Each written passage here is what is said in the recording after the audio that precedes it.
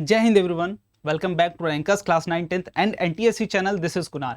तो यार आज हम लोग स्टेज 2 के प्रॉब्लम्स को सॉल्व करने वाले हैं और सीखने वाले हैं बेसिकली कि क्या तरीका होना चाहिए आपको किसी भी प्रॉब्लम को सॉल्व करने का, इवन वो फिजिक्स का हो या फिर केमिस्ट्री का हो, है ना। स्टेज 2 है तो थोड़ी सी इज्जत देनी पड़ेगी प्रॉब्लम को। इतनी भी आसान क्वेश्चंस आपसे नहीं पूछे जाएंगे स्टेज 2 में, है ना। जो भी रिसेंट 2 में क्वेश्चंस आए हैं रिसेंट स्टेज 2 में, उन्हीं के बारे में हम लोग बात करेंगे, एक एक प्रॉब्लम को सॉल्व करने की कोशिश करेंगे। तो ये ओवरऑल वीडियो फिजिक्स के लिए ही होगा। ऐसे ही सेम वीडियो हम लोग केमिस्ट्री के लिए करेंगे, फिर बायोलॉजी के लिए करेंगे। लेकिन आपका काम क्या है भाई कि जो क्वेश्चंस मैं कराऊंगा उससे पहले आपको वीडियो को पॉज करना है, खुद से अटेम्प्ट करना है, फिर देखना है कि क्या अप्रोच होना चाहिए उस प्रॉब्लम को सॉल्व करने के लिए। क्लियर? आई होप आप भी एनटीएससी की तैयारी कर रहे होंगे तभी यार आप ये वीडियो देख रहे हो। ठीक है, अगर आप एनटीएससी की तैयारी कर रहे हो, अपनी तैयारी को एक अलग वे देना चाहते हो, बूस्ट करना चाहते हो, तो आप हमारे साथ जुड़ सकते हो टेस्ट सीरीज, है ना। एनटीएससी आरएम टेस्ट सीरीज, जिसमें यार हम लोग लगभग 3 महीने से तैयारी कर रहे हैं। आपके पास टेस्ट अवेलेबल है। वैसे ही इसमें आपको क्या क्या चीज़ें मिल रही है मैं एक बार ब्रीफ कर देता हूँ, उसके बाद फिर आगे की चीज़ें हम करते हैं। जब आप इसको ज्वाइन करते हैं आपको जूम मीटिंग्स यार कराई जाती है, प्लस आपके पास टेस्ट तो है ही, है ना। टेस्ट है ही, कुछ बेस्ट प्रॉब्लम्स भी आपको मिलते हैं जो स्टेज 2 और स्टेज 1 दोनों पे फोकस्ड होते हैं। क्लियर? इसके बाद आपकी जो चीज़ें आती है यार, आप पर्सनल मेंटरशिप पा सकते हो। इट मीन्स आप हमसे डायरेक्ट कांटेक्ट कर सकते हो कि भैया ये चीज़ मैं फेस कर रहा हूँ, यहाँ मैं लैग कर रहा हूँ, मुझे इस पर कुछ बताइए ताकि मैं इस चीज़ को अच्छा कर पाऊँ, है ना। तो आप वो सारी चीज़ें हमसे डिस्कस कर सकते हो। अब ज्वाइन कहाँ से करना है? रैंकर्स लाइव ऐप डाउनलोड करो, वहाँ से चीज़ों को ज्वाइन करो और भरपूर तरीके से तैयारी करते रहो। क्लियर? तो अब हम लोग यार स्टार्ट कर रहे हैं अपना सेशन। बेसिकली देखो, यहाँ पे एक एक प्रॉब्लम सॉल्व करेंगे, उसके बाद एनालिसिस भी उस प्रॉब्लम्स की करेंगे कि आखिरकार कैसा प्रॉब्लम रहा, किस सब्जेक्ट से किस क्लास से रहा, टोटल जो डिटेल में डिस्क्रिप्शन होगा वो सारी चीज़ें हम लोग करेंगे। क्लियर? तो ये प्रॉब्लम पे मैंने यहाँ पे इसलिए लगा रखा है क्योंकि जैसा आंसर आपके यहाँ दिया गया था, ठीक है, जैसा आंसर दिया गया है, जिस तरीके से ऑप्शन मैच किया गया उस अकॉर्डिंग मैंने उसको वायर की तरह ट्रीट कर लिया है। बेसिकली जो मैंने जहाँ से उठाया क्वेश्चन वो रजिस्टर की तरह ट्रीट किया था, बट वहाँ पे वायर होगा तब वो करेक्ट ऑप्शन मैच करेगा। क्लियर? तो हम लोग यार पहला बात जो यहाँ नोटिस कर पा रहे होंगे कि वो क्या, ये क्लास 10th का क्वेश्चन है। किस क्लास का क्वेश्चन है? क्लास 10th का क्वेश्चन है और सबसे आसान topic that is equivalence of resistance. तो जो बच्चे यार एनटीएससी की तैयारी कर रहे हो यार अगर आप, तो मैं आपको जरूर सजेस्ट करूंगा कि इससे बेस्ड प्रॉब्लम्स आप भर भर के कर लो, क्योंकि आते बहुत आसान क्वेश्चन है ना, आते तो बहुत आसान क्वेश्चन है, लेकिन अगर प्रैक्टिस नहीं की हो तो छूट जाएगा। क्लियर? तो चलो, ऐसे में हम जानते हैं कि हमेशा हमारा काम क्या होता है, अगर आप पैरेलल और सीरीज कॉम्बिनेशन पहचान लेते हैं, बाकी का क्वेश्चन आपके पास एकदम हवा है, फिर कुछ बचता नहीं इस प्रॉब्लम में। तो सबसे पहले आप सर्किट जितनी भी लंबी है उसको छोटी करने की कोशिश करेंगे, उसके बाद फिर और छोटी करने की कोशिश करेंगे, उसके बाद फाइनली जो आपसे पूछा गया है आप वही बताने की कोशिश करेंगे। अब यहाँ पे पूछा क्या गया भाई, ए और बी पॉइंट के बीच का नेट रेजिस्टेंस आपसे पूछा गया है। तो पहले सर्किट बना लो। सर्किट बनाता हूं मैं तो ये इस तरीके का कुछ मुझे मिलता है। मैं मान लेता हूं ये पॉइंट क्या है, ये पॉइंट सी है, ये कुछ पॉइंट डी है। तो सी पॉइंट पे दो क्या है, दो एक दूसरे के पैरेलल में है, तो मैं यहीं पे सॉल्व करके ही लिख देता हूं। दोनों अगर पैरेलल में भाई तो दोनों का इक्विवेलेंस क्या होगा, दोनों को हटा के मैं एक लिखूं तो ये आर आएगा। इसको और इसको रिप्लेस करके मैं एक रेजिस्टेंस से अगर रिप्लेस करूं that is called the equivalence, मतलब उन दोनों के बराबर रेजिस्टेंस में पुट कर रहा हूं। और पैरेलल में जब भी होते हैं तो उसका फॉर्मूला क्या होता है आपको पता है, 1/r1, R equivalence is equal to 1/r1 plus 1/r2। अब उसको सॉल्व करोगे तो वो आपके पास आ रहा होगा, और आपको आई होप आपको ये चीजें पता होंगी क्योंकि आप स्टेज 2 के प्रॉब्लम्स लगाने आए हैं। ठीक है, तो थोड़ा सा माइंड ज्यादा ओपन करके आना। बाकी इसके बाद ये दो क्या है, आपके सीरीज में है। मैं बोलता हूं ये एक रेजिस्टेंस था, इसके बाद एक रजिस्टर ये गिवन था, फिर एक रजिस्टर ये गिवन था, इस तरीके से कुछ, और ये बी पॉइंट था। मैंने उसको इस तरीके से कुछ बना दिया है। ये क्या है, आर है, और ये भी आर है, और ये भी आर है। क्लियर? अब मैं बोल रहा हूं कि भाई मैं इन दोनों को हटा दूं अगर, तो मैं एक रजिस्टर अगर लगाना चाहूं इन दोनों को हटा के कुछ इस तरीके से, मैं इसको हटा दिया हूं, और यहां पे अगर लगाना चाहूं तो मुझे 2R लगाना पड़ेगा। क्यों लगाना पड़ेगा? क्योंकि ये दोनों क्या हैं, सीरीज में है दोनों। जब उन दोनों को हटाइएगा तो एक रजिस्टर आप लगाइएगा, और वो कौन सा लगाएंगे आप, दैट इज 2R का लगाएंगे। क्लियर। अब मैं बोलता हूं कि भाई मैं इन दोनों को भी हटा के इसको भी हटा दूं और इसको भी हटा दूं, सिर्फ ए और बी के बीच में एक सिंगल रजिस्टर लगा दूं जो अलग हो, तो वो क्या होगा, तो मैं बोलूंगा ये और ये क्या है, दोनों पैरेलल में। एक सेकेंड मैं हटा के दिखा देता हूं, यहाँ पे ये मैं हटा चुका हूं, क्लियर, ये मैं हटा चुका हूं। मैं बोल रहा हूं ये क्या था आपके पास, ये 2R था, ये R था। इन दोनों को हटा के मैं अगर यहाँ पे कोई R नेट लगाना चाहूँ, RN लगाना चाहूँ, इन दोनों को रिप्लेस करके, तो वो RN क्या होगा, तो वो RN होगा भाई 2R इंटू R अपॉन का 3R, ठीक है। R cancel out, that is 2/3R आपका क्या आएगा, आंसर आएगा इसके लिए। अभी वहां पे अब क्या करते हैं, हटाने की कोशिश करते हैं, ये भी हट जाएगा, ये भी हट जाएगा। ये टोटल हटा के मैं अगर कोई रजिस्टर यहाँ लगाना चाहूँ तो वो क्या होगा, एक रजिस्टर, तो उसकी वैल्यू जो होनी चाहिए उस रजिस्टर की, वो होनी चाहिए 2/3 टाइम्स ऑफ R, ठीक है। अभी हमारे पास सिंपल हो गई सर्किट। पहले क्या थी, इतनी बड़ी थी, फिर इसको हमने सॉल्व किया पहले, फिर इसको सॉल्व किया, अब सबसे आसान सर्किट बची हुई है। अब सिंपल सा काम क्या करना है, ए और बी के बीच का इक्विवेलेंस पूछा हुआ है, तीनों सीरीज में है, तीनों को ऐड कर दो, तो आर इक्विवेलेंस जो नेट रेजिस्टेंस आपसे इस क्वेश्चन के लिए ओवरऑल होगा वो क्या होगा, R/3 प्लस R प्लस का 2/3 टाइम्स ऑफ R। तो ये दोनों मिलके क्या हो जाएंगे, R हो जाएंगे, और ये इटसेल्फ R है, तो दोनों मिलके क्या आ जाएगा, ट्वाइस ऑफ R। तो net equivalence resistance will be twice time of R। तो कौन सा ऑप्शन मैच करेगा भाई, first option will be the correct, है ना। हो सकता है कहीं पे यार ये रजिस्टर R भी दिया हो, तो उस हिसाब से अलग आंसर आएगा। बस आपको सेम क्या करना है, यहाँ पे इसको भी रेजिस्टेंस की तरह ट्रीट कर लोगे, तो ये कुछ इस तरीके से आ जाएगा। ये ओवरऑल क्या हो जाएगा, ये अगर दोनों को मैं हटा के, इन तीनों को हटा के एक रजिस्टर लगाऊं, तो यहाँ 3R हो जाएगा, ये R हो जाएगा, ठीक है। तो वो ओवरऑल आपके कंसर्न है कि आप कैसे करते हैं। तो आई होप आपको तरीका समझ में आया होगा। पहले जो भी आपको बड़ा फिगर दिखे उसको सॉर्ट करने की कोशिश करो, फिर उससे जो छोटा हो उसको सॉर्ट करो, फिर ये थोड़ा सा छोटा हुआ, अगर जब तक सीरीज में ना आ जाए ओवरऑल कॉम्बिनेशन, तब तक उसको सॉल्व करते रहो, क्लियर। तो ये भाई अगर इसको कैटेगरी प्रोवाइड करें, तो ये कैटेगरी किस लेवल की कैटेगरी है, स्टेज 2 के हिसाब से, तो बहुत ही ज्यादा इजी कैटेगरी में आप इसको रखने की कोशिश करेंगे, क्लियर। चलिए दूसरे वाले प्रॉब्लम पे आइए भाई। दूसरा प्रॉब्लम है क्लास 9th से। दूसरा प्रॉब्लम की अगर मैं बात करूं तो ये पूछा गया है आपसे, क्लास 9th का क्वेश्चन पूछा गया है, क्लियर। चलिए अब इसको थोड़ा सा अटेम्प्ट करने की कोशिश करिए। A body travel the distance A B that is L। Total आपकी ए बी क्या है, ए से बी की डिस्टेंस क्या है, L दे रखी है। इसके बाद बी और सी की डिस्टेंस भी क्या दे रखी है, L दे रखी है। और बोला जा रहा है बी और ये सी डैश है, सॉरी सी डैश के बीच की डिस्टेंस L दे रखी है, और बी और सी के बीच की डिस्टेंस L डैश दे रखी है, क्लियर।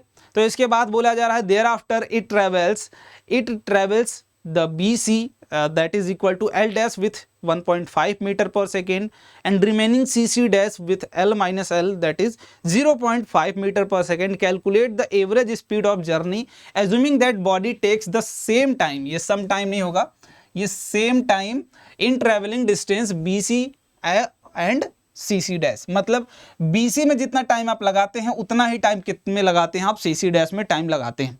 तो आपके पास कंडीशन गिवन है, बस एवरेज अगर आप वेलोसिटी समझ पा रहे होंगे, एवरेज स्पीड समझ पा रहे होंगे, तो आप जरूर कर ले जाएंगे। बेसिकली आप क्या कर रहे हो, A से C तक जा रहे हो, आप मल्टीपल स्पीड चेंज कर रहे हो अपनी। ए से सी तक जा रहे हो, मल्टीपल स्पीड चेंज कर रहे हो। अगर एवरेज स्पीड इस केस में पूछा जाए आपसे, कभी भी मैंने अपने लेक्चर्स में भी बता रखा है कि एवरेज स्पीड कभी भी आपसे पूछा जाए ये सारी चीज, तो आपको बस एक ही फॉर्मूला याद ही आना चाहिए, टोटल डिस्टेंस अपॉन का टोटल टाइम टेकन, ठीक है। टोटल टाइम आप कितना टेक कर रहे हैं उस ट्रेवल करने के लिए उस डिस्टेंस को, यही क्या है आपका एवरेज स्पीड। बस इस फॉर्मूले के बाद कुछ बचता नहीं है, बस एक कंडीशन दे रखी है, वो क्या, that is assuming that the body takes same time in travelling distance BC and CC dash, clear. तो चलिए हम इसको सॉल्व करने की कोशिश करते हैं भाई। सबसे पहले मैं अगर डिस्टेंस की बात करूं, CC डैश की डिस्टेंस की बात, तो L, ये टोटल L था, तो ये L डैश अगर माइनस कर दूं मैं इसमें से, तो ये वाली डिस्टेंस हो गई और वो ऊपर दे रखी है। तो A से B आप कितनी स्पीड से जा रहे हैं, दैट इज 2 मीटर पर सेकेंड से जा रहे हैं आप, क्लियर है, बहुत ही बढ़िया। अब L डैश की बात करूं तो L डैश कितने से जा रहे हैं आप, 1.5 मीटर पर सेकेंड से जा रहे हैं, और LL माइनस डैश 0.5 मीटर पर सेकेंड से जा रहे हैं, क्लियर है। चलिए अब मैं बोलूं कि ए से बी जाने में आप कितना टाइम लिए हो, तो वो कैसे बताओगे? बोलोगे एल तो डिस्टेंस था और स्पीड मुझे पता है, तो टाइम मान लेता हूं ये t1 है, ये क्या है t2 है, और यहाँ पे क्या है t3 है। ठीक है, ए से बी जाने में t1 टाइम आपने लिया, फिर बी से सी जाने में t2 टाइम लिया, और सी से सी डैश जाने में t3 टाइम लिया। तो मैं अल्टरनेट अगर टोटल टाइम की बात करूं तो वो क्या होगा? t1 प्लस t2 प्लस का t3 जो मैंने मान रखा है। क्लियर? तो मैं यहां से अगर t1 निकालने की कोशिश करूं तो बोलेंगे वो क्या होगा? तो वो डिस्टेंस L आपने ले रखी है, अपॉन का क्या हो जाएगा? 2 मीटर। यही तो होगा हमारा सेकंड में, है ना? यही तो होगा L/2। क्यों, कैसे हुआ? आप भाई फॉर्मूला अगर जानते होगे कि व्हाट इज स्पीड, तो speed must be equal to distance upon का टाइम, है ना? ये फॉर्मूला जानते हो। बस मैंने क्या किया है, टाइम को स्पीड से एक्सचेंज कर दिया है, टाइम उधर चला गया, स्पीड इधर आ गई। क्लियर? तो ये t1 क्या हो गया? L/2 second. ऐसे ही अगर मैं बोलूं t2 निकालने की कोशिश करूं मैं, तो t2 के लिए डिस्टेंस क्या है? L डैश है, और कितने स्पीड से चल रहे हो? दैट इज 1.5 मीटर पर सेकेंड से चल रहे हो। तो अगर डेसिमल को मैं कन्वर्ट कर दूं न्यूमेरिक वैल्यू में, तो ये कट जाएगा, that is 2/3, that is 2L-/3 आ जाएगी क्या आपकी? टाइम। जितना लेंथ है उसका 2/3 टाइम आप लोगे उसको ट्रेवल करने में। ऐसे ही अगर मैं t3 की बात करूं आपसे, t3 बताइए, तो t3 के लिए जो लेंथ है वो क्या है? L-L अपॉन का 0.5, इसको मैं 2 लिख देता हूं। क्लियर? आप नीचे 0.5 लिखेंगे, बेसिकली ये 1/2 होगा, 2 क्या आ जाएगा? ऊपर जाएगा। क्लियर? तो मैं डायरेक्ट उसको क्या कर दे रहा हूं? 2 की तरह ट्रीट कर दे रहा हूं। समझ में आया? चलो, तो ये बात हो गई ओवरऑल टाइम की। अगर मैं ओवरऑल टाइम आपसे t पूछूं तो वो क्या होगा भाई? L/2 t1 plus 2L-/3 t2 plus का 2 इंटू L- का L डैश, ये क्या हो जाएगा आपका? Total time. क्लियर है? ये टोटल टाइम आ जाएगा। थोड़ा सा इसको सिंप्लीफाई कर लेते हैं। सिंप्लीफाई करेंगे, मान लेते हैं अगर क्या आ गया? 6 आपका एलसीएम ले लेते हैं, तो ये 3L हो जाएगा, प्लस 4 का L डैश हो जाएगा, प्लस 6 2 जा 12L हो जाएगा, माइनस 12L का डैश आ जाएगा। क्लियर? ये ओवरऑल सिंप्लीफाई आप जब करने जाएंगे इसको, तो ये 15L और ये माइनस 8, ये क्या आ जाएगा? 15L, 12 3 15, और यहां से अगर मैं निकाल देता हूं माइनस का 8L डैश अपॉन का 6, ये क्या आ गया भाई आपका? That is total time in terms of L and L dash. ये टोटल टाइम आ गया अपने पास। अगर मैं एवरेज स्पीड के लिए बोलूं तो डिस्टेंस कितनी थी भाई? टोटल ये L थी और ये L थी, दोनों क्या थी? A से B तक L थी और B से C डैश तक L थी। तो टोटल डिस्टेंस तो हो गई 2L अपॉन टोटल टाइम कितना आया हमारा?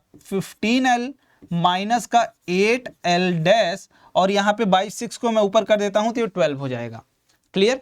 तो ये 12L अपॉन 15L माइनस का L डैश, ये आ गई अपनी एवरेज स्पीड की condition in terms of L। अगर आपसे ये कंडीशन नहीं गिवन होती जो यहाँ पे हमें गिवन थी, दैट इज सेम टाइम वाली, तब आपसे अगर पूछा गया होता एवरेज स्पीड की वैल्यू, तो हो सकता है इसके टर्म में पूछा जाता। बट हमें कंडीशन दे रखी है कि जो टाइम t2 है वही क्या होगा? Must be equal to t3 होगा। और ये क्यों दे रखी है? क्योंकि हम वहां से L और L डैश की रिलेशन निकाल पाए, ताकि हमारा जो वेलोसिटी की वैल्यू है वो एक न्यूमेरिक वैल्यू आ सके। क्लियर? तो चलिए हम देखते हैं।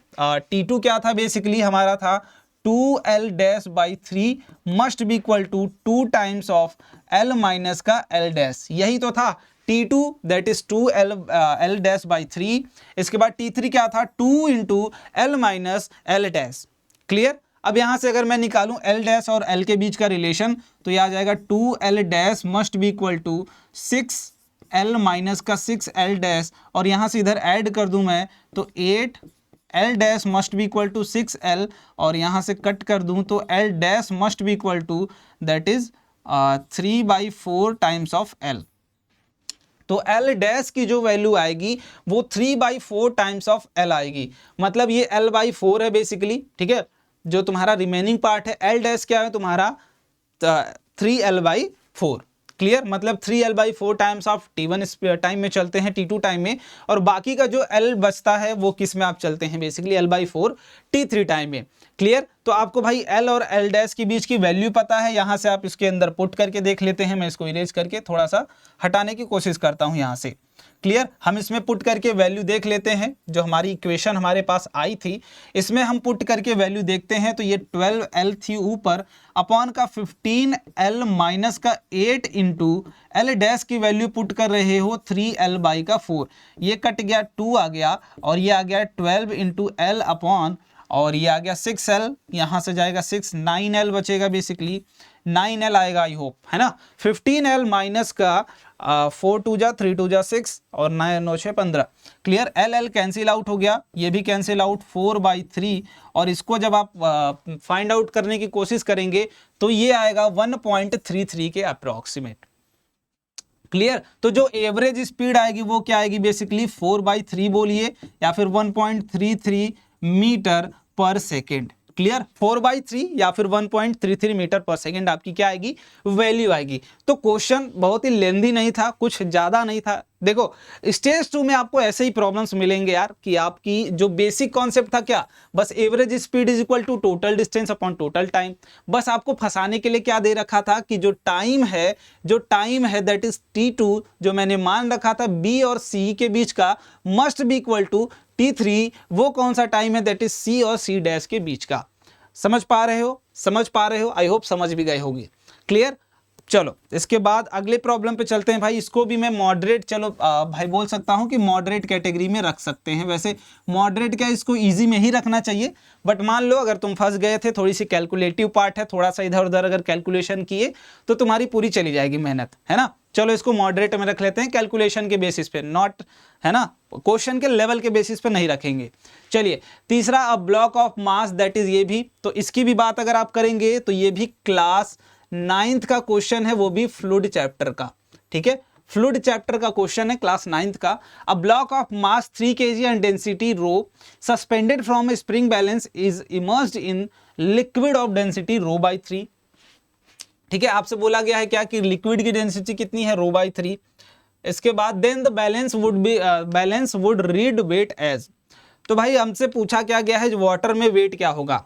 ठीक है, चलो ये ब्लॉक था, ठीक है, ये ब्लॉक था हमारा बेसिकली। इसका वेट अगर इनिशियली बोलूं तो ये mg होगा कुछ, इसका वेट अगर मैं आपसे इनिशियली बोलूं तो ये ब्लॉक क्या होगा, mg होगा।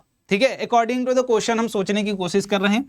अब ये आप क्या कर रहे हो, पानी में डाल दिए हो इसको, ठीक है, पानी में डाल दिए हो। अब इसका वेट क्या हो गया, W डैश, और ऊपर क्या है B, that is buoyancy force.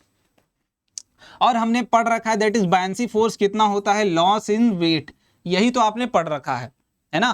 पहले क्या था, W था, ये W डैश हो गया बाद में। ठीक है, W डैश हो गया, तो जो लॉस इन वेट होगा वही कौन घटा रहा होगा, बेसिकली बायंसी फोर्स। अब देखो ध्यान से, W डैश हुआ, पहले क्या था W, ठीक है, मतलब ऊपर कोई लगा जो कि इसको W डैश कर रहा है, तो बोलेंगे बायंसी फोर्स कर रहा है ना, बायंसी फोर्स कर रहा है। बट नेट अगर मैं आपसे बोलूं कि नेट क्या होना चाहिए, नेट तो नेट वेट क्या था W, लेकिन यहाँ पे कुछ जो रीडिंग आ रही है वो W डैश माइनस का B आ रही है, तो यहाँ से B अगर निकालने की कोशिश करोगे तो ये W डैश, है ना, W माइनस का W डैश आ जाएगी। क्लियर, तो ये आ जाएगी वैल्यू आपकी, मतलब चेंज इन वेट बेसिकली, कि आपका वेट कितना चेंज हुआ है। क्लियर, चलो आगे की बात करो भाई, है ना, आगे की बात करो। अब यहाँ पे देखो बायंसी क्या है आपकी, चेंज इन वेट, और वेट इनिशियली क्या था, mg था। ठीक है, इनिशियली क्या था, mg था, बाद में मान लो कुछ भी हो गया, हमें अभी वो कहानी हमें नहीं पता। तो यहाँ से आपको गिवन क्या क्या है चीजें, the block of mass 3 kg, मैं बोल रहा हूं इसका मास है 3 kg इंटू g, ये इनिशियल मास हो गया दैट इज mg। इसके बाद minus W dash, W dash क्या होगा, हमें वही निकालना है, बैलेंस जो कि इस बार रीड कर रहा होगा। ठीक है, मैं बात ले रहा हूं, ये B है और ये क्या है, W डैश, इसमें कोई बुराई नहीं है। क्लियर, तो W dash must be equal to 3 times of G minus का बायंसी फोर्स क्या होगा, buoyancy force rho into V into G, और रो क्या है, वाटर का लोगे आप, दैट इज ρ/3 दे रखा है। अगर वॉल्यूम लेना है तो वॉल्यूम डिस्प्लेस, दैट इज आप जितना ब्लॉक का वॉल्यूम होगा वो लेने की कोशिश करोगे। तो मास क्या है भाई, m है, मान लेते हैं उसका वॉल्यूम क्या है, V है, तो यही क्या होगी, उसकी डेंसिटी होगी, और वही आपको दे रखी थी स्टार्टिंग में डेंसिटी। तो यहां से अगर मैं वॉल्यूम निकालने की कोशिश करूं तो ये क्या आएगा, मास बाई रो। ठीक है, तो वॉल्यूम क्या हो जाएगा, मास अपॉन का रो और इनटू ग्रेविटी। क्लियर, तो रो कैंसिल आउट और ये टोटल आ जाएगा 3 टाइम्स ऑफ जी माइनस का अगर मास की वैल्यू भी 3 पुट कर दें, ये कैंसिल आउट हो जाएगा और ये क्या आ जाएगा टोटल रो इंटू जी, सॉरी रो भी हटा देंगे हम, यहाँ से रो भी नहीं आएगा, बेसिकली जी आएगा। क्लियर? तो क्या आएगा बेसिकली जी आएगा और वेट क्या आ गया आपका 2g और आपसे पूछा क्या गया था, दैट इज आपसे मास के बारे में पूछा गया है। क्लियर? आपसे मास के बारे में पूछा गया है, what would be it weight, है ना, तो वो 2g होगा लेकिन वो मास होना चाहिए, जो आंसर आपसे पूछा गया है वो मास के बारे में पूछा गया है। तो वेट तो आएगा आपका 20 kg, बट मास की बात करेंगे तो 20 न्यूटन, मास की बात करेंगे तो वो 2 kg आएगा, दैट इज जी से आप डिवाइड कर देंगे तो that will be your mass. Clear? तो मास क्या होगा आपका 2 kg आ जाएगा। क्लियर? ये भी क्या था, इजी क्वेश्चन था, दैट इज अगर आपके पास ये फंडा क्लियर है कि what is buoyancy force change in weight, तो आप पूरा क्वेश्चन कर ले जाओगे आसानी से। क्लियर है? चलो आगे, दैट इज ये आपका क्लास 10th का क्वेश्चन है, थोड़ा सा दिमाग लगाने वाला क्वेश्चन है, क्लास 10th का क्वेश्चन है। तो अभी तक हमने 2 9th के देखे हैं, 1 10th के देखे हैं, आई होप ये 4th क्वेश्चन है, मतलब इक्वालिटी चल रही है, 2 9th 2 10th। क्लियर? चलो अगले प्रॉब्लम पे आइए। A 10 volt battery is connected with a series combination of 2 resistance 4000 and 6000। तो मैं बना के दिखाता हूँ, ये क्या है आपका 4000 और ये क्या है आपका दैट इज 6000 और इससे क्या जुड़ी हुई है, एक बैटरी जुड़ी हुई है जिसको हम क्या बोल रहे हैं, दैट इज 10 वोल्ट। ये क्या है 4000 ओम और ये क्या है 6000 का ओम। Clear? A non-ideal voltmeter of resistance 10,000 connected across the 4000 ohm reads this voltage. बहुत ही बढ़िया। इसके बाद what would be the value if the same voltmeter connected with the 6000। तो मैं बोल रहा हूँ एक यहाँ पे क्या कर रहे हो आप, ये कनेक्ट कर दे रहे हो, ठीक है, ये क्या कनेक्ट कर दे रहे हो आप 10,000 का एक रजिस्टर। तो आपसे बेसिकली पूछा क्या गया है, आप ये पकड़ लेते हैं तो आपसे क्वेश्चन सॉल्व है। ठीक है, अगर मैं बोलूं ए पॉइंट है, ये बी पॉइंट है और ये सी पॉइंट है, बी और सी के बीच का पोटेंशियल ड्रॉप पूछा गया है। अगर आप 10,000 ओम का रजिस्टर इसके क्रॉस पैरेलल में लगाते हैं और वोल्ट मीटर है तो वोल्ट मीटर आपको पता है हमेशा आप कहाँ लगाते हैं, पैरेलल में ही लगाते हैं। क्लियर? चलिए अब हम बात कर रहे हैं ये, तो मैं इसके लिए अगेन बोलूंगा, पहले तो मैं कोशिश करूं अगर कि आई निकाल लूं, है ना, अगर मैं कोशिश करूं कि आई निकाल लूं तो आई निकालने से मेरा काम ये हो जाएगा कि इन दोनों को अगर मैं एक कॉम्बिनेशन ले लेता हूं तो ओवरऑल सर्किट में जो करंट होगा वो सेम होगा, और अगर करंट सेम है तो वोल्टेज ड्रॉप आसानी से आप निकाल सकते हो, that is V is equal to IR ohm's law से। तो मैं इसका इक्विवेलेंस निकालने की कोशिश करता हूं, ये क्या है आपका दैट इज 4000, ठीक है 4000, और ये मैं अगर दोनों को हटा के एक लगा रहा हूं इन दोनों को, तो वो क्या होगा बेसिकली, वो होगा 10,000 इंटू ये 10 ही है ना, हाँ 10,000 इंटू 6,000 अपॉन का 16,000। ठीक है, दोनों को ऐड कर दिया मैंने 10 6, तो 3 3 कैंसिल आउट हो गया, और यहाँ से ये कैंसिल आउट 3 टाइम्स और ये आ गया 8, और ये भी मैं काटने लगता हूँ इसको, दैट इज 10,000 था इसको, तो 2 4 जा, ठीक है, और ये क्या आ जाएगा 5,000, फिर से काटता हूँ मैं इसको तो 1250 आ जाएगा, आई होप, है ना 1250 आ जाएगा, 4 12 चौका 60, ठीक है 1250 आई होप आ जाएगा, I hope I am correct. इसके बाद काटेंगे 2500 हो जाएगा, ठीक है, नहीं 1250 नहीं होगा, 4 1, इसके बाद 4 दूना 8 20, ठीक है, आई होप सही है ना, आई होप सही है। चलो तो यहाँ पे आ जाएंगे आप 2500 1250, तो 1250 गुणे का 3 आप कर रहे हैं अगर, तो 1250 गुणे का 3 दैट इज 1250 गुणे का 3 आपके पास बचेगा, तो ये 0 15 1 6 1 7 और ये कितना आएगा 10, तो 3750 आपका क्या आ गया नेट रजिस्टर। तो ये रजिस्टेंस की वैल्यू यहाँ लिखेंगे तो 3750 क्या आ जाएगा आपका नेट रजिस्टेंस आ जाएगा। क्लियर? अब मैं बोल रहा हूं इन दोनों को हटा के अगर मैं सिंगल रेजिस्टेंस लगाना चाहूं यहाँ पे तो वो क्या आएगा, तो इसको हटा के एक सिंगल रेजिस्टेंस लगाने की कोशिश करता हूं मैं यहाँ पे, इन दोनों को हटा के एक सिंगल रजिस्टर, और ये क्या रही हमारी सर्किट रही, ये 10 वोल्ट की बैटरी लगा रखी है मैंने, दोनों को ऐड कर दो तो ये क्या आ जाएगा 7750, ये नेट रजिस्टर आ जाएगा, दोनों सीरीज में है, दोनों को ऐड कर लिया मैंने, तो मैं बोलूंगा अगर करंट यहाँ आई जा रहा है तो वो आई क्या होगा, that is V by R होगा, ओम्स लॉ आपने पढ़ा होगा। और ये 10 क्या है आपका वोल्टेज है जो ओवरऑल आपके पूरे सर्किट में लगा हुआ है वोल्टेज। इसके बाद ओवरऑल रेजिस्टेंस क्या है, तो 7750, क्लियर, 7750। अब ये नेट आई आ गया और आपसे पूछा गया है इसके क्रॉस पोटेंशियल ड्रॉप पूछा गया है, ठीक है, इसके क्रॉस क्या पूछा गया है आपसे, पोटेंशियल ड्रॉप पूछा गया है। तो आप क्या करेंगे भाई, ओवरऑल रजिस्टर है आपके पास 10,000 और 6,000, तो बोला गया है reads what would be the value if volt meter this connected across the this, ठीक है। तो मैं बोल रहा हूं आपसे क्या होगा रजिस्टर, ये आप बता दीजिए, ठीक है। तो आपके क्रॉस किसके क्रॉस पूछा गया, 6,000 के क्रॉस। तो यहीं से आप क्या करेंगे, V must be equal to I into R, V must be equal to I into R, और ये क्या होगा, V must be equal to I क्या है आपके पास 10 बटा का 7750, और रेजिस्टेंस क्या है आपके पास, दैट इज 37 का 50। इसको आप क्या करेंगे, डिवाइड कर लेंगे, तो V की वैल्यू आपके पास आ जाएगी, दैट इज 3750 अपॉन 775, ठीक है। और इसको आप अगर डिवाइड कर लेंगे तो आई होप ये 4.8 के अप्रॉक्सीमेट आपका आ जाएगा, ठीक है। मैं डिवाइड नहीं कर रहा हूं, मेरे पास कैलकुलेटर नहीं है, आप डिवाइड करके देख लेना। ये 5 के अप्रॉक्सीमेट आएगा, तो 5 से थोड़ा बहुत कम होगा, दैट इज 4.8, क्लियर। तो ये भी इजी क्वेश्चन ही था, बहुत ही हार्ड क्वेश्चन नहीं था, बट इसको चलो मॉडरेट के कैटेगरी में रख दे रहा हूं मैं, कि हो सकता है आप कंफ्यूज हो जाओ ये वैल्यू देख के, तो इसको देख के कंफ्यूज नहीं होना है आप सभी लोगों को, क्योंकि टेंशन लेने वाली बात इसमें नहीं है, क्लियर। चलिए आगे भाई 5वां क्वेश्चन है, क्लास 9th से ही रिलेट करके है, बिल्कुल हाँ, क्लास 9th का क्वेश्चन है और वेरी वेरी इजी क्वेश्चन है अगर आपने पढ़ा होगा तो। क्लास 9th साउंड चैप्टर का क्वेश्चन है और जस्ट एक फॉर्मूला बेस्ड क्वेश्चन, अगर सबमरीन आपने पढ़ा होगा तो आप एक क्वेश्चन देखते ही क्वेश्चन बता दोगे, clear. Sound travel by at a speed of this 1450 metre पर सेकेंड थ्रू द सबमरीन, मैं मान ले रहा हूँ ये सबमरीन है कुछ अपना, ठीक है, मैं एग्जांपल ले रहा हूँ।